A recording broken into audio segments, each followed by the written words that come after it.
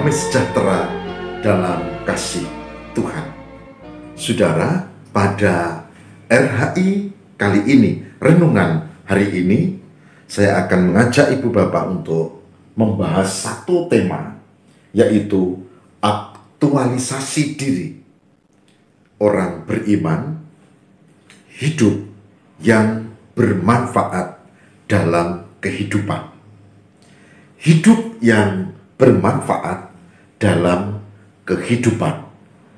Aktualisasi diri orang beriman. Saudara, ada orang tua yang sudah membesarkan anaknya, lalu anaknya sukses, bahkan ada yang di kota, ada yang jadi pejabat, lalu dia merenung dan dia merasa hidupnya sudah selesai. Dia merasa sudah tidak ada gunanya. Semua sudah beres.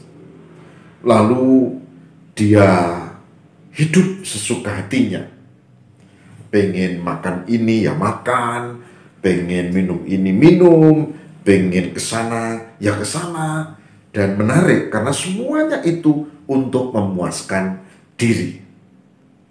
Yang paling kurang baik adalah karena sikap itulah hidupnya menjadi tidak terkontrol. Dan untuk diri tidak bisa menguasai apa yang dia makan dan minum. Dan akhirnya dia sakit. Menjadi beban anak-anaknya setelah dia hanya bisa berbaring. Dokter bilang ini harus banyak diet. Jadi sakitnya karena sakit yang tidak bisa mengendalikan diri. Itu cerita pertama. Ada saudara-saudara, orang tua juga yang anak-anaknya sudah gede, sukses, sama ya. Kemudian tinggal di kota. Dan orang tua ini sendiri karena si istri sudah tiada. Saya membaca ada di media sosial.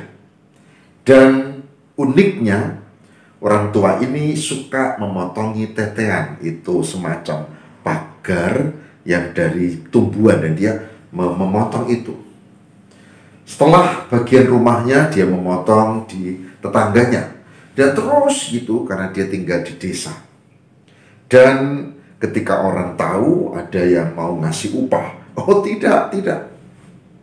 Ya orang tahu masa ini kok minta upah, tentu tidak. Sejarah tapi orang menjadi senang. Orang menyapa, monggo pak, monggo. Dan orang tua yang kedua ini merasa dia bermanfaat, merasa dia diterima, dan bahkan memang ada orang yang khusus datang untuk mengucap terima kasih karena pagarnya itu menjadi rapi.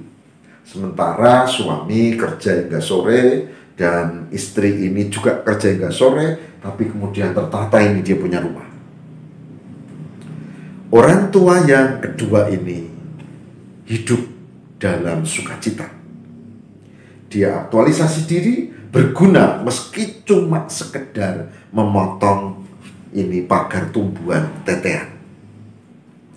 Orang tua yang kedua sudah selesai, lalu dia hidup sesuka hatinya, dia punya uang dan dia tidak terkontrol, dia makan dan minum dan akhirnya sakit.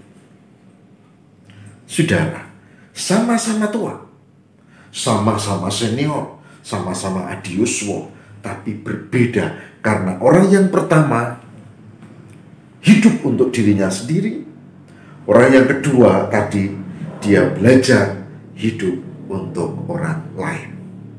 Kita akan renungkan ini berdasarkan Alkitab.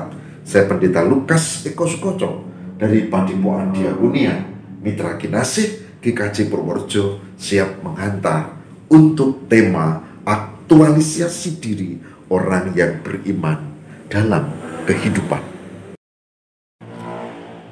Saya mengajak kita untuk membuka kitab Roma pasal 14.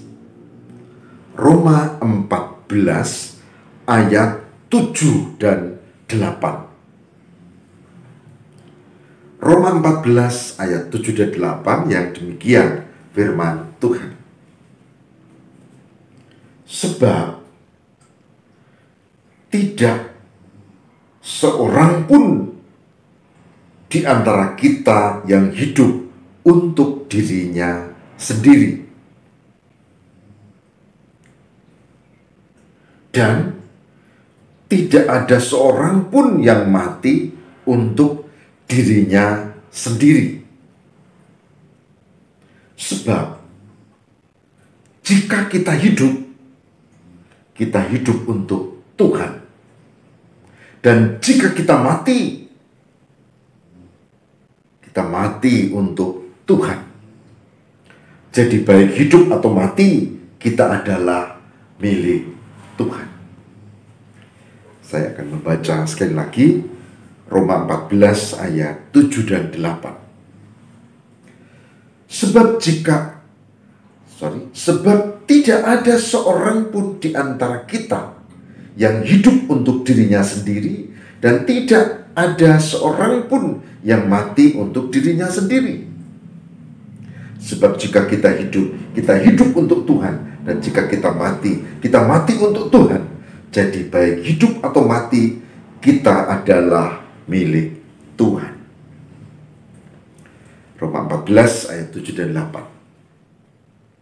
Saudara, apa yang menarik dari ayat ini? Yang pertama adalah orang yang beriman secara hakiki dalam pengertian yang terdalam, dia tidak boleh hidup hanya untuk dirinya sendiri. Dikatakan, sebab tidak ada seorang pun di antara kita yang hidup untuk dirinya sendiri, dan tidak ada seorang pun yang mati untuk dirinya sendiri. Saudara-saudara, ayat ini menegaskan orang beriman itu entah dia hidup, entah dia mati, itu tidak hanya untuk dirinya sendiri, tapi bermakna. Dan tegas dikatakan bahwa tidak untuk dirinya sendiri. Saudara, saya mengajak dari poin ini. Pertanyaannya, apakah ibu, bapak, dan saudara hidup untuk diri sendiri? Atau ibu, bapak, dan saudara hidup bermakna bagi sesama? Seperti Adi Yuswo yang kedua tadi, sekedar memotong pagar dari dadahan. Tentu itu sekedar teladan. Yang dimaksudkan adalah hidup bermanfaat, hidup berguna, hidup bermanfaat. Apakah ibu, bapak, dan saudara hidupmu bermanfaat untuk orang sekitar, untuk kemuliaan Tuhan? Jika iya, cocok dengan firman Tuhan ini. Bahkan dikatakan apa? Dikatakan kalau saatnya mati, kita pun tidak mati untuk diri sendiri. Karena ketika kita hidup, ketika kita mati, semua untuk kemuliaan Tuhan. Maka poin kedua, ditutuplah satu ungkapan yang indah. Sebab jika kita hidup untuk Tuhan. Dan jika kita mati untuk Tuhan. Jadi baik hidup atau mati, kita adalah milik Tuhan. Jadi nggak usah dipikirkan, tapi kalau ibu, bapak, dan saya masih hidup, berarti harus belajar untuk hidup yang bermakna. Kalau ibu, bapak, dan saudara masih hidup, berarti harus hidup yang beraktualisasi diri, yang berguna buat orang lain. Tentu tidak motongi pagar, ya itu kan tadi contoh. Silakan, bisa macam-macam, fungsinya bisa macam-macam. Saya belajar untuk itu. RHI salah satunya, tapi juga ada media sosial yang kupakai. Paling tidak, kalau saya mengisi di Facebook misalnya, saya belajar untuk yang bermakna, berguna bagi orang lain. Bukan saya jengkel lalu mengumpat orang di Facebook, enggak. menyalahkan, nyindir, enggak. Lebih bagus saya belajar untuk mengungkap sesuatu yang bermakna dan menjadi inspirasi orang lain untuk hidup di dalam Tuhan. Saudara-saudara, hari ini kita belajar bagaimana kita menjalani hidup yang berguna. Hari ini kita belajar bagaimana orang yang beriman, kita belajar bermanfaat bagi sekitar. Temukan itu, temukan sendiri, dan pasti Tuhan memberkati. Saudara, saya yakin jika itu dilakukan, maka hidup kita jadi bermakna dan itu membuat kita berbahagia.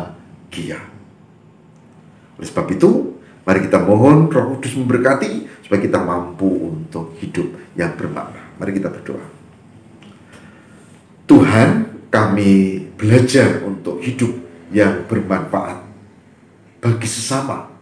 Bahkan kalau saatnya mati, kami pun masih dalam perlindungan Tuhan. Izinkan kami untuk beraktualisasi diri sebagai orang yang beriman dalam kehidupan, yaitu melalui manfaat yang kami lakukan.